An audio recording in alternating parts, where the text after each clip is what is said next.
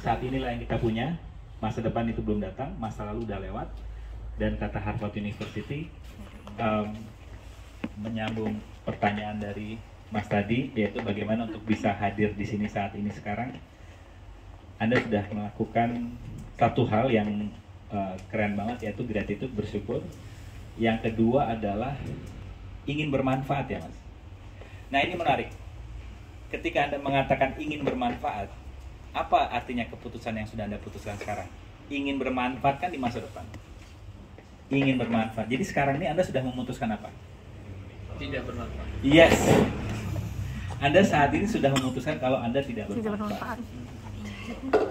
Gitu. Ini repotnya. Jadi saya dulu buat podcast, Ajanta Podcast ya.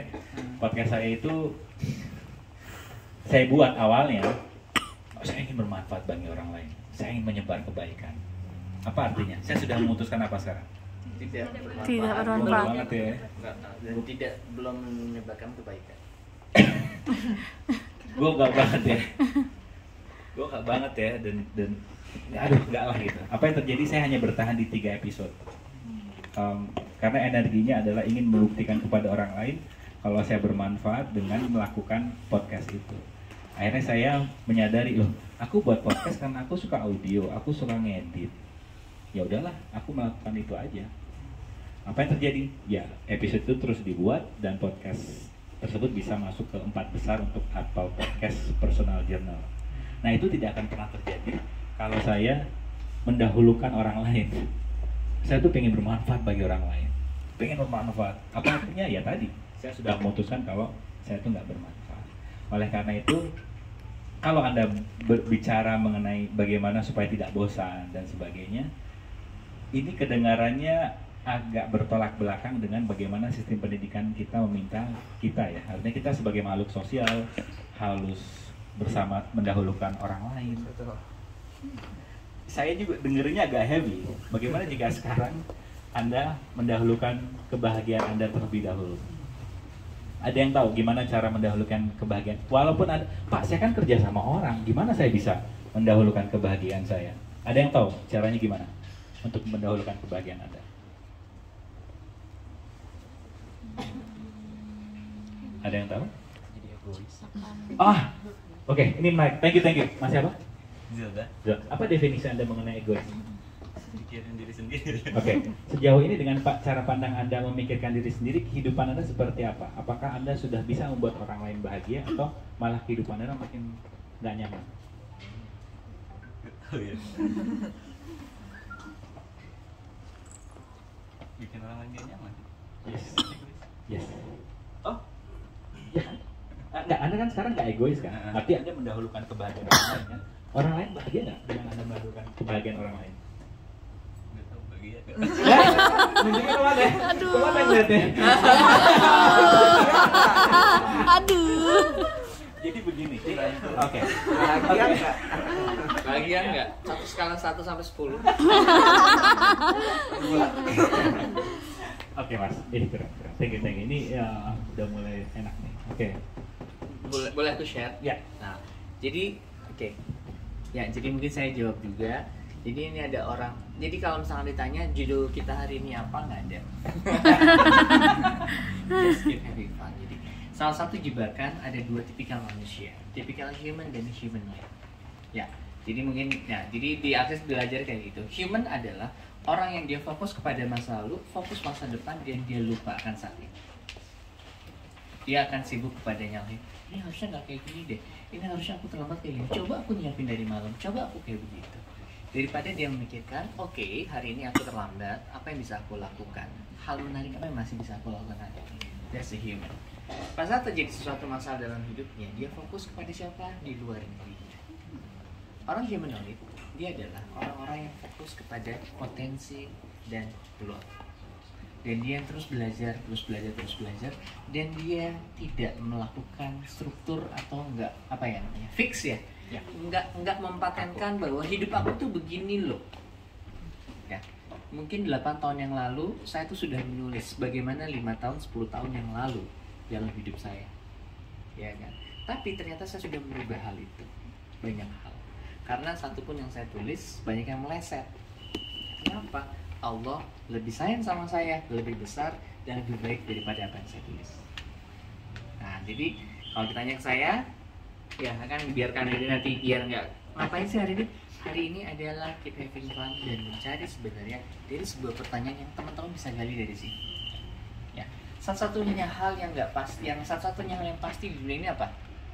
Ketidakpastian. Kematian betul. Sama bayar pajak.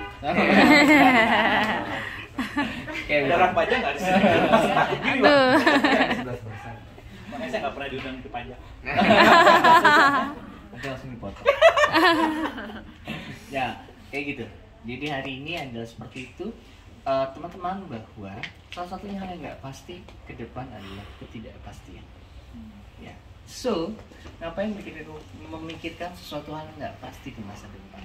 Tapi bukan berarti kayak gini. Loh, kalau kayak gitu saya nggak usah punya planning dong. Nggak kayak begitu. Saya kemarin belajar dari CEO-nya Wardah, ya, COO, Mas Harman Subarta. Wardah itu sekarang udah berjalan sampai 30 tahun. Dia bilang adalah satu-satunya ketidakpastian adalah proyeksi. Karena itu kita melakukan fleksibilitas. Jangan sampai kita terjebak kepada masa depan sehingga kita tuh bingung saat masa sekarang. Dan kita menjadi menyalahkan. Contoh, saat ini kita goal target tidak tercapai, bener gak? Ya kan, berbulan-bulan. Daripada fokus bagaimana kita nggak kecapai, fokuslah kalau aku bilang back to basic saat ini. Hal yang paling penting apa? Oke, customer. Apa yang bisa lakukan berbeda di hari ini? Terus menerus. Bagaimana kita bisa fun di hari ini dan ada learning lesson. Ada belajar apa kita hari ini? Itulah yang membuat kita makin. Kemudian yang ketiga adalah saya share tentang namanya untuk berkorban untuk orang lain. Dari dulu saya adalah orang-orang yang paling sering dimanfaatkan untuk fotokopi, ngerjain PR dan sebagainya. Saya selalu ngorbanin buat orang lain. Tapi pertanyaannya berikut begitu. Apakah hal itu membuat orang bahagia? Tidak. Kenapa? Karena saya sendiri tidak bahagia. That's the answer. Anda tidak akan pernah, dan Anda seperti orang gila. Kenapa? Anda fokus kepada sesuatu hal di luar kontrol Anda. Bisa nggak memastikan orang kita bahagia sampai kita? Nggak bisa. Bener nggak? Tapi diri Anda bisa nggak Anda pastikan bahagia? Bisa. Karena Anda tahu, pada saat Anda tahu diri Anda itu siapa, berhenti menyalahkan dan Anda tahu potensi Anda itu di mana. Jadi kalau menurut saya, egois itu baik. Asal egois yang kita tahu tanpa senggol kanan dan kiri. Karena hanya orang bisa mencintai dirinya bisa mencintai orang lain. Ya, ketika kita bisa, aku mencintaimu, tapi kita nggak cinta sama diri kita sendiri, itu nggak mungkin, bullshit. Karena yang terjadi adalah kita akan kecewa pada saat dia tidak melakukan apa yang tidak kita inginkan. Bener nggak? Benar. Kayak gitu. So, mulailah mencintai diri Anda sendiri. Oke, thank you. Silakan Mas Rahmat. Thank you. Ya, namanya rahmat ya, pinginnya ngasih rahmat ke orang lain, itu lupa. Betul. Rahmat diri sendiri. Iya, seluruh rahmat. Rahmatkanlah diri Anda. Nah, kembali lagi tadi, gimana? Anda sudah memberikan kebahagiaan kepada orang lain, apakah orang lain juga udah bahagia atau tetap Biasa aja. sama aja? Yes. Jadi begini, benar kata dokter. Orang hanya gimana ya? Orang hanya akan bahagia saat dia memutuskan bahagia. Orang hanya akan bahagia saat kita memutuskan bahagia. Oleh karena itu ketika Anda saya nunjukin kemana nih tangannya? Ke situ. Oh, ke situ. Jadi ketika Anda bahagia. karena energi hobinya apa? Ya, kesenangannya apa? Main game. Yes. Sama, saya juga. Dan saya selalu merasa bersalah ketika kamu tuh pengusaha loh, tapi kok mainannya game terus gitu. Akhirnya saya fokus kepada kebahagiaan karyawan saya dan nggak pernah lagi main game. Apa yang terjadi? Saya apa-apa kalau ketemu sama karyawan saya, isinya marah-marah. Isinya kayak, kenapa? Karena kok orang ini udah gua usahakan bahagia, kok dia nggak bahagia-bahagia ya? Apa yang terjadi? Saya baru menyadari, karyawan saya hanya akan bahagia kalau dia memutuskan bahagia. Saya udah menjaga kebahagiaan saya belum gitu. Akhirnya saya menggunakan teknik Pomodoro. Anda di sini bagiannya apa? Marketing. Misalnya Anda dikasih job sama Dr. Mens kegiatan marketing. Misalnya dan Anda bosan gitu. Anda gunakan aja Pomodoro. 5 menit Anda main game, kemudian sisanya misalnya 30 menit ya, 30 menit. Jadi 5 menit Anda main game, sisanya 20 menit Anda ngerjain materi gitu. Terus saya bisa pakai handphone gitu, alarm gitu kan. 5 menit, 2 menit aku kerja, 20 menit kerja. 20 menit selesai, saya 5 menit main game. Jadi itu kenapa? Karena saya happy gitu dalam mengerjakan material kegiatan saya. Nah, teman-teman yang lain misalnya, Anda bisa menggunakan Pomodoro itu juga, sambil dengerin podcast atau apapun itu, pastikan Anda tahu kapan saatnya Anda happy dan oke deh, ya aku udah nih cukup 5 menit dan akhirnya aku bisa ngerjain yang lainnya gitu. Apa lagi ya? Apa yang ingin Anda tanyakan dari sini? Apa yang muncul? Egois ini masih besar ya? Coba saya bantu ya flow energinya ya. Setiap Anda memutuskan bahwa mendahulukan kebahagiaan orang lain, artinya Anda adalah orang-orang yang bermanfaat. Padahal kebermanfaat itu hanyalah untuk diri Anda sendiri. Saat Anda bermanfaat bagi diri Anda akan lebih mudah untuk menginspirasi orang lain untuk memilih dirinya sendiri. Apakah Anda bersedia untuk hancur, cabut, dan batalkan semuanya? Anda tinggal jawab yes. Yes, dan wrong, good and bad, bad and pop, and west, what and beyond. Bagaimana jika tidak ada hubungannya keberhargaan diri Anda dengan seberapa banyak orang-orang yang bisa Anda buat bahagia?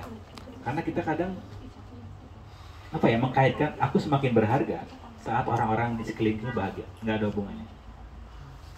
Karena mereka hanya bahagia kalau mereka bahagia gitu. Itu konsep yang agak susah untuk kita untuk kita mengerti di culture budaya kita, yang apa-apa harus bareng-bareng, apa-apa harus mendahulukan orang lain, apa-apa harus begini dan apa. Jadi kitanya nggak disertakan di situ. Saran saya selalu sertakan Anda di keputusan yang ingin Anda ambil. Aku ingin jemput orang tuaku gitu. Kalau dulu mungkin kita melakukan apapun yang membuat kita repot asal kita bisa ketemu orang tua kita. Nah, bagaimana jika Anda menyertakan di sana apa yang mudah buat saya untuk bisa ketemu dengan orang tua saya? Apakah di hari-hari yang Anda benar-benar tidak memaksakan ketemu orang tua Anda? Atau pokoknya sertakan diri Anda di sana. Reunian dengan teman Anda misalnya. Anda memaksakan hadir gitu, padahal Anda kayaknya pertemuan hari ini nggak akan menciptakan sesuatu yang berbeda. Obrolannya biasanya semakin kesini pertemanan Anda semakin banyak atau semakin sedikit? Sedikit. Kenapa? Ada yang tahu? Kesibukan beda. Kenapa? Udah punya kesibukan masing-masing. Satu. Atau? Udah ada lagi? Terseleksi dengan apa? Terseleksi ini Anda merasa orang tersebut tidak penting. Sorry? Tidak penting. Tidak. Tidak penting. Yes. Thank you. Karena gimana ya? Karena masih banyak yang mengkaitkan keberhargaan dirinya dengan seberapa banyak teman yang dia punya. Bagaimana jika semakin kesini memang pertemanan Anda itu semakin sedikit, and that's okay. Karena saya tuh cuma punya 10 teman saya itu. Kenapa? Karena kalau saya diajak ke reuni, ketika saya datang itu tuh isinya kompetisi. Ya. Tapi kompetisinya ini Mas, siapa yang paling sial di kehidupan ini? Kamu kena COVID berapa hari kemarin? 10 hari. Kalah lo. Gua nih 30 hari kena COVID. Berarti dia yang paling hebat kita. Oke, begini ya. Saya nggak bilang saya lebih baik dari dia ya. Cuman kita beda aja cara pandangnya gitu. Akhirnya saya bilang, oke. Saya suka nanya ke diri saya, kamu masih mau kesini dengan cara pandang seperti ini? Enggak deh kayaknya, beda. Dan kemudian saya bersenang-senang, bersyukur, sehingga menaikkan vibrasi saya, sehingga saya bisa bertemu dengan lingkungan yang obrolannya juga berbeda. Kalau ketemu itu biasanya kamu punya potensi apa? Misalnya meja ya, ini meja nih. Kamu punya potensi apa? Aku punya potensi apa? Taruh. Terus ditaruh semuanya potensi di meja itu sampai ngomong, yuk kita berbuat sesuatu, yuk having fun, kita berkarya. Jadi bukan tolong dong bahagiakan saya, tolong dong saya ini kekurangan loh, lagi sedih, tolong dong bahagiakan saya gitu. Jadi nggak obrolannya nggak seperti itu, karena pertemanan di realita ini adalah isinya curhat kan. Iya. Aduh kenceng banget ya. tapi sayangnya siapa di sini pagi-pagi udah semangat berkarya itu ditelepon, Bro, aku ada kejadian ini nih gitu, kita cerita gitu kan. Terus setelah teleponnya ditutup, ada yang tadinya semangat berkarya Ih, males. aduh duduk dulu deh, apa gue pamit dulu ke dokter, nggak masuk kantor. Jadi ada namanya vampir energi, ada yang tahu? Vampirnya. Jadi kerjaannya itu curhat ke Anda, yang intinya adalah tolong, saya punya sampah, sampahnya saya kasih ke kamu supaya saya lega, sehingga saya bisa beraktivitas dan kamu kemana-mana bawa sampah saya. Ada yang pernah mengalami hal tersebut? Oke. Kenapa Anda sering dicurhati? Karena bersedia jadi tempat sampah. Karena Karena Keren. Karena Anda bersedia. bersedia. Jadi nggak ada yang salah dengan itu. Karena Anda sendirilah yang memilih untuk bersedia. Ih, keren. Caranya gimana? Caranya gimana untuk bisa lepas dari konten? Karena gini, kalau saya bilang kepada Anda jangan pikirin topi warna merah, yang Anda pikirkan sekarang apa? Topi warna merah. Wih, warna merah. Oke, ada yang hijau malah. Pelangi. Jadi ketika ada orang vampir energi ini cerita kepada Anda yang mengatakan aku ada masalah ini, misalnya aku kehilangan dompet dan aku takut nanti dompetku ATM-nya diambil dan uangku habis, ceklek handphonenya ditutup, kemudian Anda seharian akan berpikir apa? Waduh, gimana ya kalau dompetku hilang? Jadi aktornya yang tadinya teman Anda, jadi aktornya tuh Anda sekarang. Oleh karena itu saran saya, ketika ada yang curhat-curhat seperti itu, Anda bisa bilang, jadi apa yang bisa saya bantu? Solusi yang kamu inginkan apa? Karena menariknya kalau Anda dalam posisi menjadi seorang vampir energi, misalnya Anda di sini yang curhat, yang pingin mencerita aja gitu, itu Anda akan berputar-putar juga di permasalahan tersebut. Tapi ketika Anda tahu apa yang Anda inginkan, teman Anda tuh akan, oh kalau begitu aku bisa bantu. Aku bantu ke kantor polisi, aku temenin, nanti aku temenin juga ke bank. Tapi kalau Anda bercerita mengenai ketakutan terus, dia juga bingung, gue mau bantu dari mana ya? Dan akhirnya Anda di-block sama dia, di-ghosting. Ghosting. Cut off, bye. Bye. Bye. Bye. Jadi saran saya, kalau Anda punya lingkungan seperti itu, tanya, jadi apa yang bisa saya bantu? Apa solusi yang kamu inginkan? Memang sih, nanti Anda akan seperti, ada dua, Anda akan dihormati sama teman-teman Anda, waktu Anda tuh akan dihormati sama dia. Jadi kalau dia berbicara sama Anda, berbicara mengenai, tolong bantu saya, temenin saya ke situ. Dia nggak hanya bercerita mengenai permasalahan. Atau yang kedua, dia nggak lagi temenan sama Anda, terseleksi sendiri, karena dia ngeri, bukan ngeri ya, segen gitu. Waduh, ini orang kalau gue teleponin dia pasti tanya solusi apa yang pengen gue ini. Aduh, padahal gue pengen cerita doang kan, pengen divalidasi permasalahannya, karena gue ada paling sial hidupnya seluruh dunia gitu Ya kan. ampun. Aduh, ampun potentok. Ya kastanya Jadi hati-hati, please be aware dengan vampir energi tersebut. Oke, lanjut. Thank you mas, energinya oke deh. Beruntung deh pasangan Anda. Thank you dong. Nggak ngasih feedback. Love language apa mas? Asik. Asik.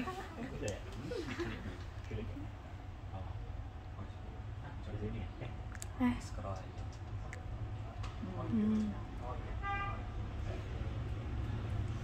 Oke. Having funds.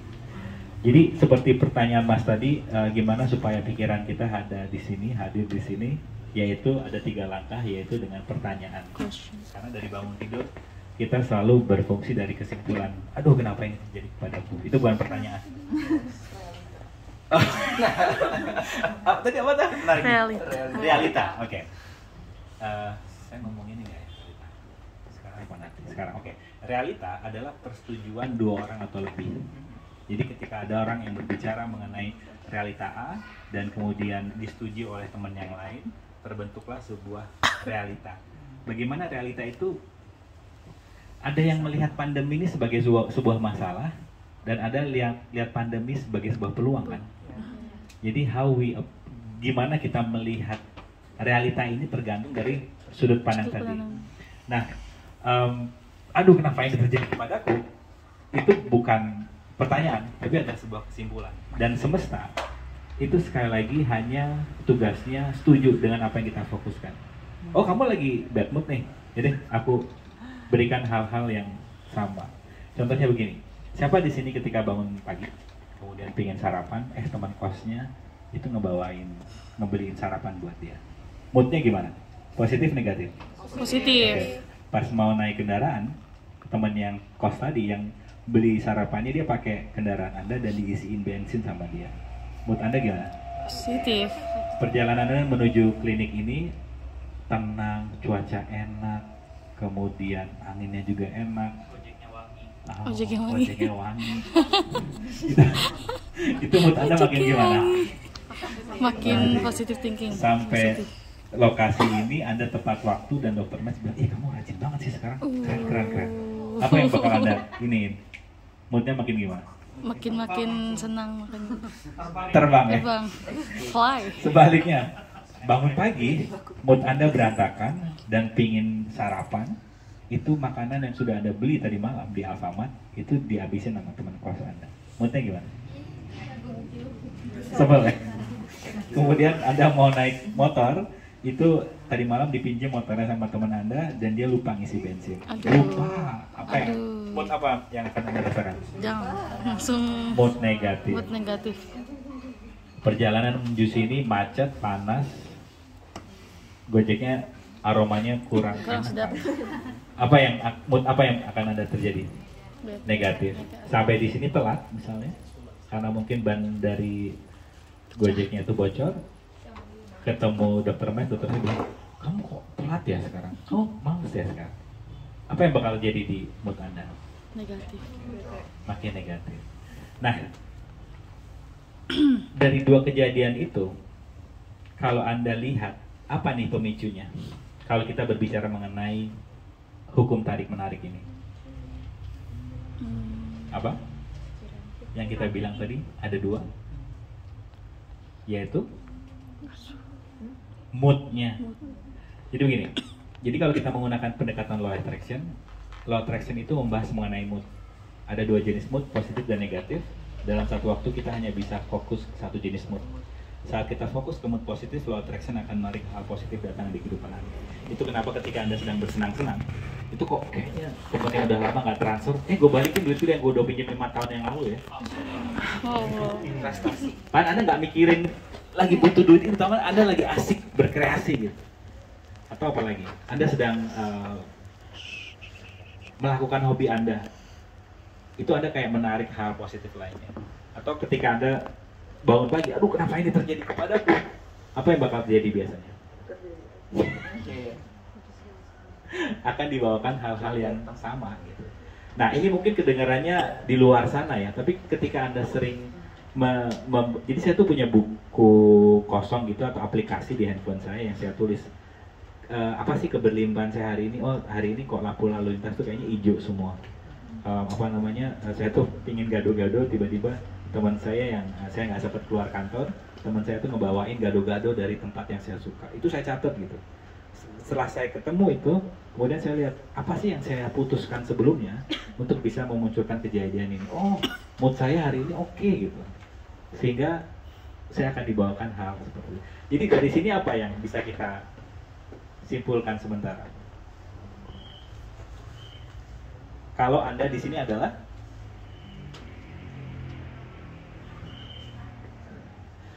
penciptanya gitu.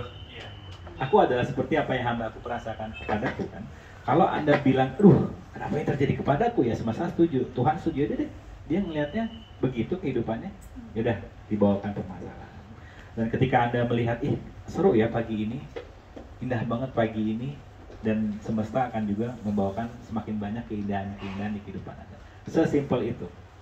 Dan ini mungkin agak di luar sana ya cara pandang ini, tapi saran saya untuk bisa memahami konsep ini, tolong acknowledge, akui apa-apa yang sudah Anda bisa capai, apa yang Anda putuskan sebelumnya sehingga kehidupan Anda seperti ini.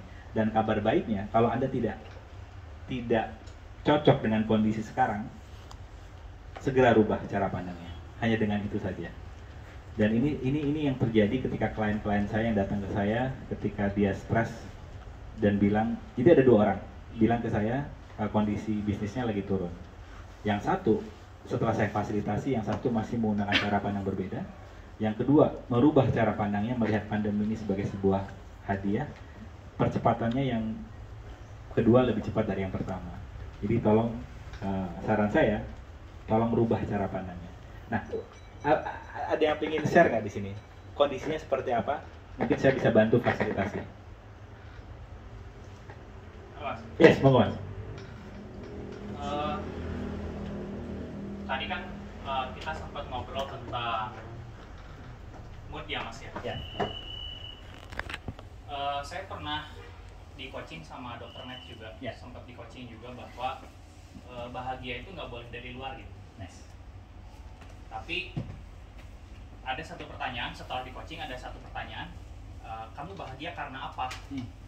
Jawaban yang terbaik adalah karena aku gitu. Kamu bahagia karena apa? Karena aku gitu.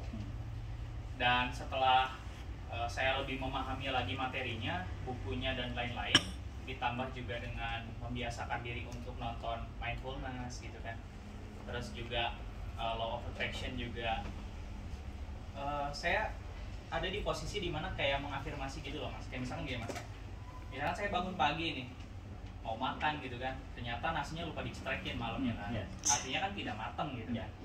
Daripada saya harus menyalahkan diri saya atau istri saya yang lupa nyetrekin nasi, ya saya tinggal bilang aja, aduh lupa nih, lain kali ya saya harus lebih mengingat itu gitu kan. Ya udah nggak apa-apa, makanan bisa dibeli.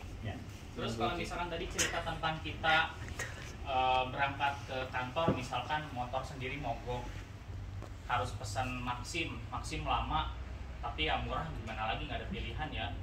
Akhirnya naik Maximnya bapak-bapak nggak tahu jalan kan, harus kasih tahu gangnya, belok kanan belok kiri, tahu kayak gitu kan kadang-kadang ya.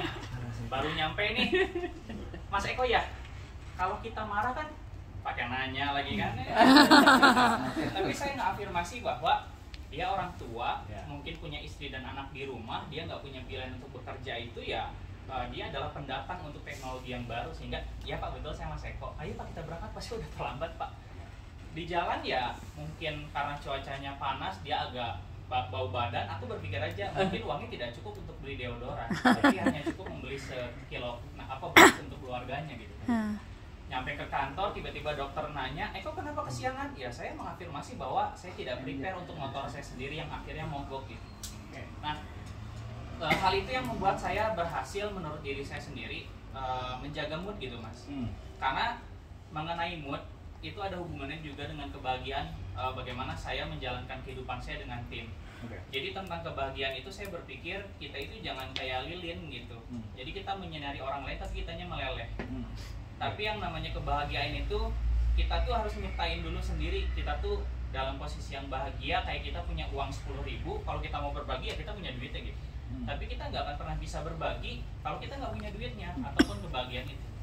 Nah pertanyaan dari saya Mas, afirmasi yang tadi saya lakukan itu apakah hanya akan mengaminkan kesalahan yang terjadi gitu, atau memang sebenarnya itu baik gitu untuk dilakukan, bahwa sebenarnya kita bisa loh dengan kondisi yang normal, sama seperti tadi Mas ya di perjalanan, daripada kita menghardi kemacetan yang terjadi di Sukabumi, ya kita nikmati saja perjalanan. Itu sih Mas, thank you. Nah, pertanyaan yang muncul di saya adalah dengan cara pandang seperti ini gimana kehidupan Anda? Berbeda, naik level ke level yang berikutnya, atau malah turun ke level yang dari yang sebelumnya? Naik level Mas. Oke, sip. Karena kenapa? Karena untuk cara beliau saya nggak cocok. Tapi kenapa saya tanya? Kalau Anda happy, please gunakan itu.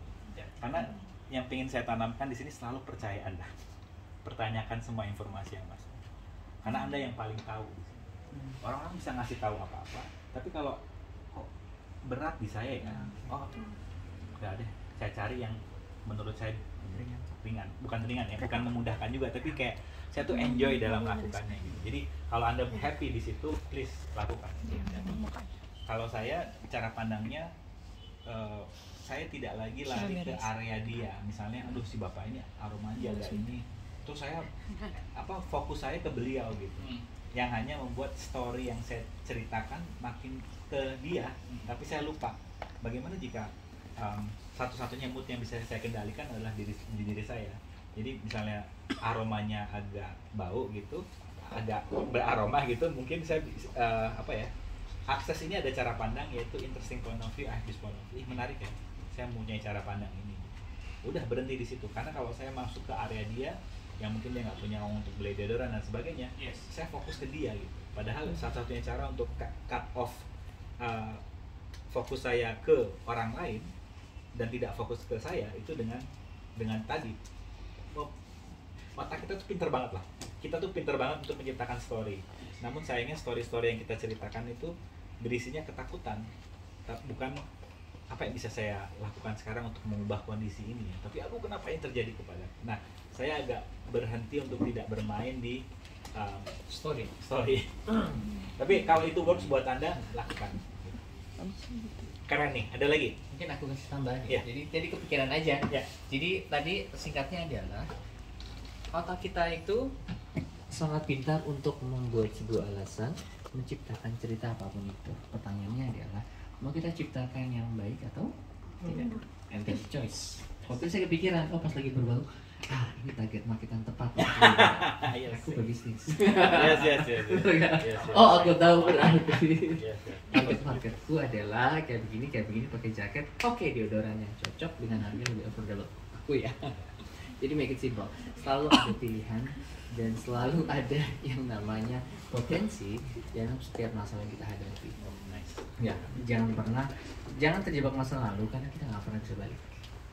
Jangan pernah mencemaskan masa depan karena belum terjadi. Santai aja. Ya kan? Saya dulu sering cerita ya bahwa ada orang yang cerita curhat ke saya, ya kan? Ada problem di rumah tangganya. Ya anaknya baru bayi 6 bulan, dia udah mikirin anak saya kuliah nanti gimana? Nanti aja. Memikirkan hal yang belum terjadi. Baru 6 bulan juga. Dia udah mikirin dramanya, aduh nanti kayak gimana. Nanti kalau misalkan ini pas nikahnya gimana? Nanti aja, santai aja kali. Jangan memikirkan. Jadi kalau caraku sangat simple, as simple of that. Ya, just let it go. Kemudian kalau kata-kata kunci dari The Cruiser keren, it will be fast. Semua bakal lewat. Tapi bukan berarti mengaminkan juga kegagalan kita. Bukan juga mengaminkan ketika kita tahu kita bisa melakukan improvement dan kita mengaminkan hal itu sehingga kita jadi zona nyaman. Itu pun kalau my point of view, artinya menurut saya itu kurang tepat karena hadis yang saya pegang itu adalah lebih baik dan lebih berkaya, lebih fun daripada hadis sebelumnya. Gitu sih, seperti itu. Nah, pertanyaan saya berikutnya adalah, Mas Rahmat, bagaimana kita bukan tidak terjebak ya, karena di akses itu nggak ada benar, nggak ada yang salah.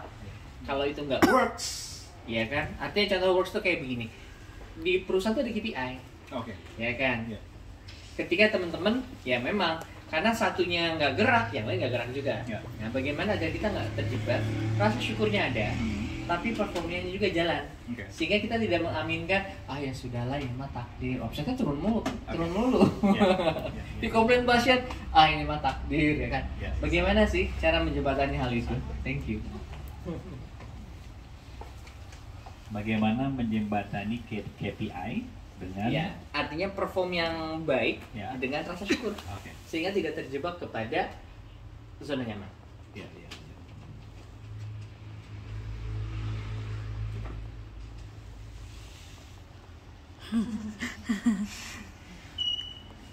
Apakah teman-teman mau terus menaikkan keseruan Anda di area ini, di tempat dokter berada ini, atau Anda sudah merasa udahlah? Karena sekali tidak ada salah dan benar.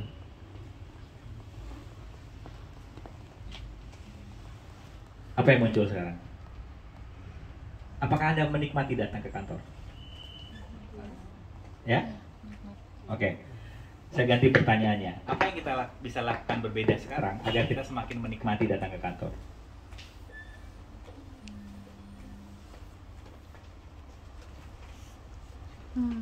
Apa nih?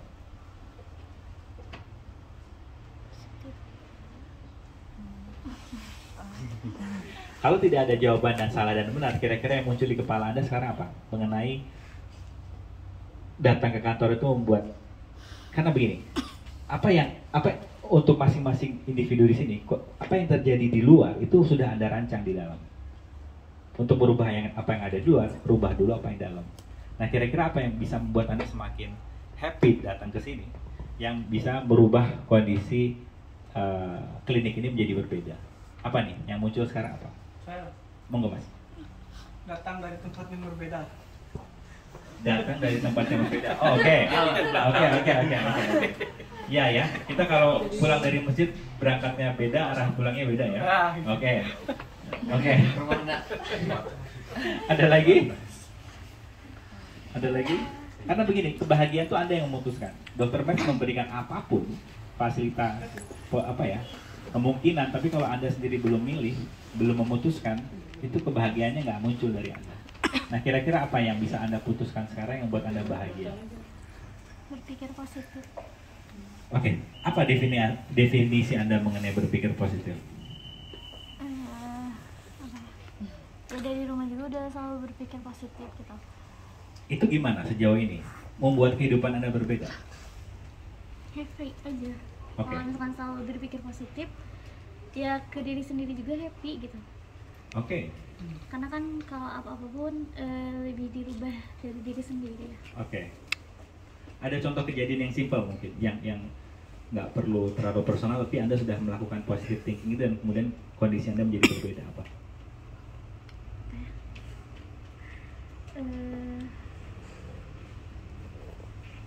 Belajar sih gitu, kayak apa ya, yang kita nggak tahu nih misalnya ya. Kita datang di hari misalnya tanpa dokter ya, di klinik di sana, aku pikir pasti customernya curang gitu. Tapi kita selalu berpikir positif, kita lebih pasti banyak customernya gitu kan. Dan Kaget. yang aku pikirin tuh dia kejadian kayak gitu. Oke. Anda berpikir positif dan kemudian customernya berdatangan. Iya. Namun di antara berpikir positif dan customer berdatangan, apa yang Anda lakukan strateginya?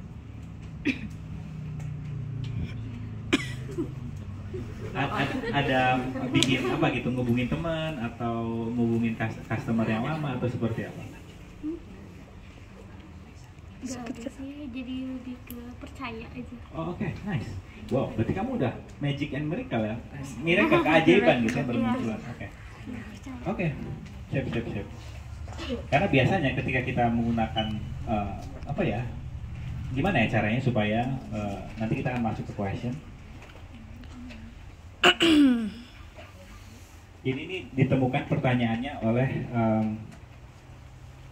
konsultan bisnis yang memberikan konsultasi kepada beberapa perusahaan. Yang ini pertanyaannya diberikan kepada semua level di manajemen itu. Kalau titik-titik ini mudah, apa yang bisa saya lakukan? Kalau mendatangkan customer itu mudah, kira-kira apa yang saya bisa lakukan? Karena kan awalnya kalau kita lihat kok sepi ya, aduh susah banget ya konsumen ini datang, kita kan langsung masuk ke arah situ. Nah, saat ngomong seperti itu yang terjadi adalah pertama, level stres tinggi, kreativitas nggak muncul. Karena kreatif itu hanya akan muncul saat kita dalam kondisi yang penasaran. Tapi ketika stres, kreativitas, Anda kalau bikin desain marketing ngapain dulu? Kalau munculkan ide marketing, Anda ngapain dulu? Ngerangkain. Proses kreativitas itu, apakah Anda melakukan main game dulu atau apa? Makan.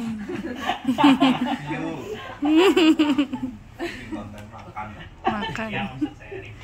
Review. Jadi memunculkan dulu ide-ide itu Anda biasanya ngapain? Relax dulu ya. Oh, oke, nice. Yes, dan kebetulan beliau relaxnya adalah game. Jadi temukan di relax versi Anda tuh apa. Nonton film Korea misalnya, tapi di limit misalnya 15 menit lah untuk episode ini. Pas dia nampar, Anda terus dulu berhenti gitu ya. Gitu. Pause. Jadi karena sekali lagi yang di luar itu adalah hasil rancangan kita. Jadi kalau Anda mengalami sesuatu yang ada di luar, oke, ini ada sebuah konsep yang mungkin agak unik ya. Tidak ada suatu kejadian pun yang kita alami, melainkan kita yang menciptakan itu. Tidak ada sebuah kejadian yang kita alami, melainkan kita yang menciptakan itu. Saya beri dari Samkat Zena, boleh destroy ground, Allah, dan beyond. Apa yang muncul dari sini? Apa kesadaran yang muncul? Kalau tidak ada sebuah kejadian yang kita alami, melainkan kita yang menciptakan kejadian ini. Nice. Dan yang kedua, kita tuh nggak nyalahin. Karena menyalahkan itu memang nikmat banget rasanya. Betul. Tapi proses perubahannya cepet gitu. Kita lama. Kita di sana aja gitu. Yang salah nih dia gitu. Yang salah nih dia gitu. Nah, menariknya ketika kita misalnya ada orang jahat ke kita gitu. Oke, apa nih yang aku putuskan di sini yang menyebabkan kondisi ini terjadi? Oh, mungkin aku bersedia untuk jadi keset ya, diinjak-injak sama orang ini. Oke, sekarang aku akan mengambil keputusan berbeda. Kalau dia mencoba untuk menyalahkan aku coba diajak ngomong. Maksudnya Bapak atau Ibu apa? Sedangkan saya sudah melakukan ini. Bukan bermaksud untuk membela ya, tapi untuk mendapatkan kejelasan. Karena kalau Anda jadi keset terus-menerus, ya Anda akan jadi keset terus-menerus. Karena tidak ada kejelasan di sana. Oleh karena itu, mungkin cara pandang ini menarik. Tidak ada sebuah kejadian yang kita alami, melainkan kita yang menciptakan itu. Kita akan ambil tanggung jawab itu, dan kita akan lebih mudah untuk berubah. Jadi perubahan akan lebih cepat tercapai, dan kita berhenti menyalahkan yang ada di luar. Gitu. Nikmat menyalahkan yang ada di luar itu, menyalahkan orang. Oh, pemerintah nih, BBM. Terus apa yang terjadi? Apakah pemerintah akan menurunkan BBM-nya setelah Anda marah-marah? Nggak dia. Ya. Oke, lanjut. Kalau titik-titik mudah, apa yang bisa saya lakukan? Kalau menaikkan omzet klinik ini mudah, kira-kira apa yang saya bisa lakukan? Mungkin ini tidak langsung ketemu saat ini jawabannya, tapi pertanyaan ini bisa Anda gunakan tidak hanya untuk dalam bisnis, tapi dalam setiap harian Anda. Kalau apa yang muncul sekarang? Untuk kehidupan pribadi maupun bisnis. Ada yang pilih? Mau bermain-main dengan pertanyaan ini? Apa?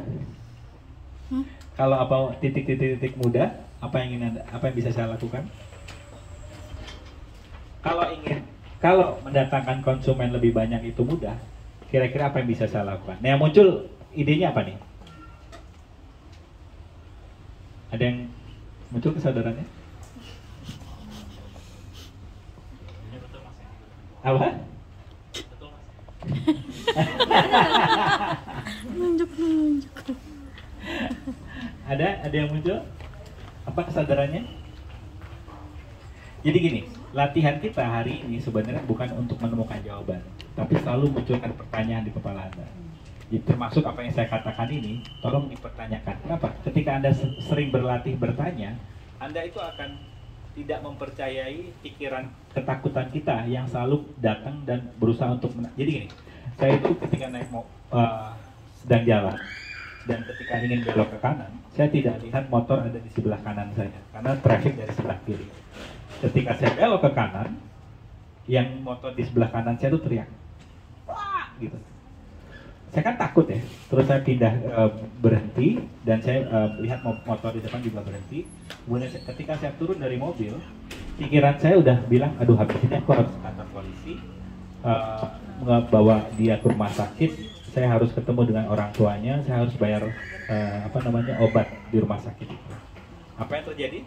Ketika saya ketemu dengan orang itu bilang, enggak kok Pak, saya cuma kaget saja. Jadi hanya dalam waktu 10 langkah dari mobil ke motor itu, saya tuh kayak sudah merancang film 1,5 jam. Filmnya horor lagi. Itu adalah kekuatan otak kita. Itu otak kita pinter. Itu bukan kelemahan ya, tapi itu kekuatan. Artinya dengan cerita yang sama, kita bisa merancang apa yang kita inginkan di kehidupan ini. Yang dulunya mungkin berisi ketakutan, kita bisa ganti dengan apa sebenarnya yang saya inginkan di kehidupan ini. Dan ini memang tidak dilatih dari sistem pendidikan kita. Karena sistem pendidikan kita menggunakan ketakutan untuk berprestasi. Kamu kalau nggak dapat nilai sekian, kamu nggak akan sekian loh. Takut aja yang dikasih gitu. Dan banyak perusahaan-perusahaan yang saya perhatikan menggunakan punishment sebagai dorongan untuk berkarya. Dan saya tidak bilang itu salah ya, tapi kadang perlu diimbangi dengan reward juga. Jadi ada manusia itu punya dua tipikalnya, yang semangat ketika ditakut-takuti atau yang semangat ketika dikasih penghargaan. Dan ada juga yang nggak ngefek dikasih penghargaan, karena menurut dia ketakutan lebih penting dibandingkan penghargaan gitu. Jadi Anda mungkin Anda punya anak di sini, Anda bisa mainkan itu dipuji atau ditakut-takuti. Mana nih? Misalnya anak pertama sukanya dipuji buat semangat, atau anak kedua ditakut-takuti baru dia semangat. Atau Anda menggunakan cara pandang berbeda, yaitu bertanya kepada dia, apa yang kamu suka sih? Kalau matematika ini mudah, apa yang kamu bisa lakukan? Misalnya dia bingung matematika. Kalau bahasa Inggris ini mudah, kira-kira apa yang bisa kamu lakukan sekarang? Apakah dia nonton film YouTube? Sekarang bahasa Inggris mungkin nggak masalah kali ya untuk anak-anak sekarang ya. Kartun-kartunnya kartun bahasa Inggris gitu. Matematika misalnya. Kalau matematika mudah, apa yang bisa kamu lakukan? Gitu. Nah ini pertanyaan-pertanyaan ini merancang generasi-generasi sekarang ini. Karena kalian generasi yang termasuk kritis kan ya, sering bertanya kan. Nah ini tolong pertanyaannya tidak hanya masuk ke jurang ketakutan, tapi pertanyaan yang memunculkan kemungkinan. Kalau mengembangkan diri saya dan bisnis ini bersama klinik Dr. Match ini, kira-kira apa yang bisa saya lakukan? Karena ketika Anda mengembangkan diri Anda, otomatis tempat Anda bekerja juga akan berkembang. Oke. Sebelumnya ada pertanyaan?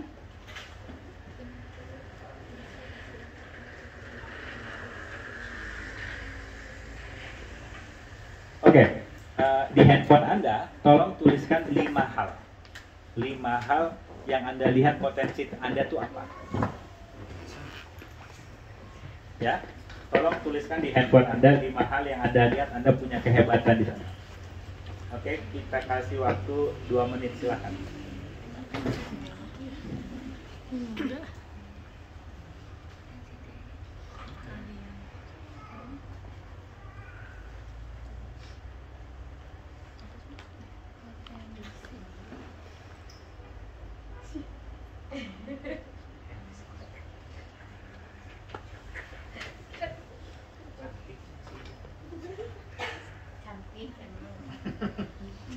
Jadi 5 tuh cantik. Cantik banget kan, masa sih cantik.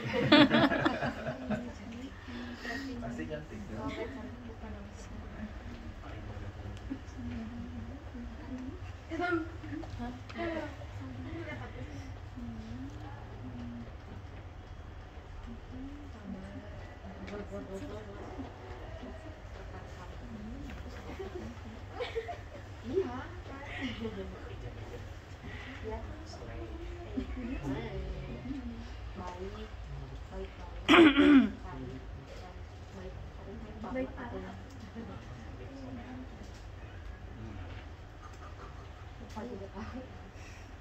Lagi ya?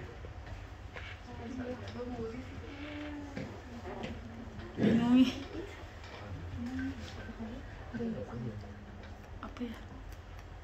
Lama ya. Tapi kalau kalian disuruh menulis kekurangan kalian cepat banget loh. Oh banyak. Cepat banget loh Jeng. Iya bener. Aduh. Dia ngomong apa lagi ya loh. Ini lihat potensi dia tuh apa lagi loh. Yes. Kenapa? Ada yang tahu? Karena kita nggak pernah ngelakuin ini. Yang kita lakukan kekurangan gue tuh gini loh. Ini kekurangan gue, tapi lama banget lihat kelebihan. Nah ini klasik sih. Namun ketika Anda sering ke arah sana, aduh, enak banget. Mas, tapi Kamu keren banget loh. thank you. Oke, receivingnya oke. Mau nanya, Ya. terkadang sosial society kita tuh lebih mengarahkan bahwa lu tuh punya weakness di sini loh. Iya. Either appreciate apa yang lu punya. Ya. Like strength lu tuh oke, lu harus emang punya itu dan memang lu lumrah untuk punya itu. Ya. Tapi ketika lu punya satu weakness terus kayak oh my god, gue kira lu super perfect itu dan lu punya hal selemah ini ya. Jadi apakah itu membentuk kita untuk jadi nggak aware dengan apa yang kita punya? Jadi kayak ketika yang kita cari, oh ya gue kurang ini, gue kurang ini, gue kurang itu. Apakah society juga membentuk kita untuk kita tuh nggak aware dengan keunggulan diri kita sendiri? Kamu cocok nggak di society ini? Diterima nggak? Merasa diterima? Belong nggak? 50-50. Karena realita ini penuh dengan drama, trauma, dan stres. Ngapain kamu mau diterima di realita ini? Maaf, namanya siapa? Ikut. Ikut. Gimana sekarang saatnya kamu menciptakan realita versi kamu? Bagaimana jika tidak ada namanya kekurangan? Kekurangan hanyalah sebuah cara pandang yang sebenarnya itu adalah sebuah kekuatan. Apa yang kamu anggap kekurangan di sini? Sorry, boleh dulu pertanyaannya. Apa yang kamu anggap kamu punya kekurangan? Apa yang saya anggap saya punya kekurangan di sini? Weakness-mu apa? Weaknessku terlalu banyak mikir. Bagaimana itu sebenarnya adalah kekuatan juga?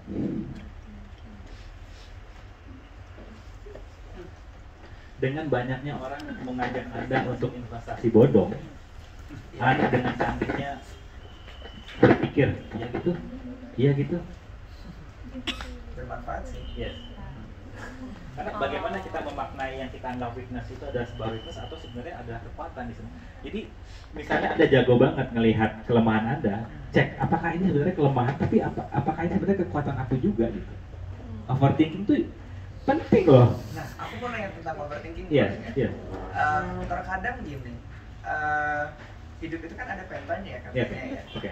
Ketika pattern itu terus berulang, manusia itu kan secara basicnya lebih mudah menarik kesimpulan daripada mempertanyakan. Yes. Dan ketika dalam suatu hal yang baru ada symptoms yang terjadi, kita akan lebih mudah. Nah, kan? Ya. Tuh, Ya. apa kata gue? Ya. Nah, begitu tuh. Ya, ya. Nah, terkadang ada yang bilang overthinking itu nggak baik. Jangan marah-marah nih. Overthinking itu nggak baik gitu. Tapi terkadang, kan yang gue overthinkingin kejadian. Oke. Itu gimana ingatinnya? Oke. Dibalikin ke cara pandang tadi. Kalau tidak ada sebuah kejadian yang aku alami, melainkan aku yang menciptakan ini, kira-kira keputusan berbeda apa yang bisa aku pilih? Keputusan berbeda apa yang bisa aku pilih? Ya. Karena semuanya Anda memutuskan untuk datang ke sini, hadir di saat ini. Saya penasaran perubahan apa yang bakal Anda alami setelah keluar nanti. Apakah Anda mulai mempercayai diri Anda, hanya percaya diri Anda dan mempertanyakan semua? Mungkin saya nggak tahu kan. Jadi sebuah keputusan akan menciptakan sebuah realita. Namun sayangnya orang yang kebanyakan di luar sana itu ingin berubah, tapi dia belum berani mengambil keputusan. Nah, ada banting-banting barang. Ngobrol loh ini. Oh, takdir. Realitanya hasilnya jatuh ya. Yes, itu enak tuh energinya. Anda kan nggak langsung nggak apa-apa.